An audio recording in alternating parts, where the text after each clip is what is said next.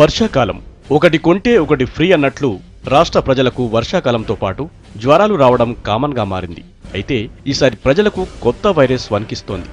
ఏటా వర్షాకాలంలో వచ్చే డెంగీ, మలేరియాతో పాటు మరో కొత్త రకం జ్వరం భయపడుతోంది. అదే స్క్రబ్ టైఫస్.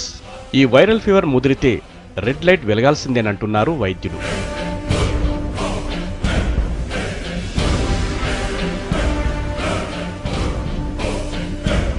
సాధారణ జ్వరంలాగే కనిపించే ఈ స్క్రబ్ టైఫస్ బ్యాక్టీరియా ద్వారా మనిషికి సోకుతుంది. ఓరియుంటా సుషుగా ముషి అనే రకం బ్యాక్టీరియా ఈ జ్వరానికి మూలం. ఎక్కువగా ఈ బ్యాక్టీరియా పచ్చిక పొదల్లో నిల్వ ఉంచిన నీళ్ల దగ్గర పెరుగుతుంది. ఇది కాస్త మనిషి రక్తంలోకి చేరినప్పుడు ఈ వైరల్ ఫీవర్ ప్రారంభమవుతోంది. ఇది కాస్త తీవ్రంగా మారితే మూత్రపిండాలు, ఊపిరితిత్తులు, కాలేయం, గుండె వంటి కీలక అవయవాలపై తీవ్ర ప్రభావం పడుతోంది.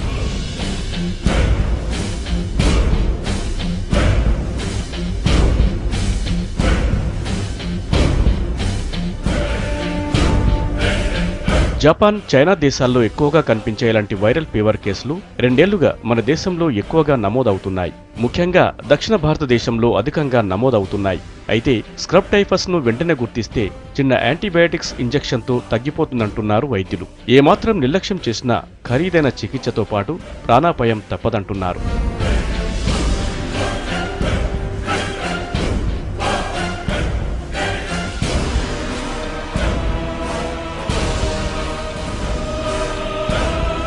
మొత్తానికి స్క్రబ్ టైఫస్ ఫీవర్ సంగతిలా ఉన్నా వర్షాకాలంలో మనతో పాటు మన పరిసరాలు శుభ్రంగా ఉంచుకుంటే ఇలాంటి సీజనల్ వ్యాధులకు దూరంగా ఉండవచ్చు.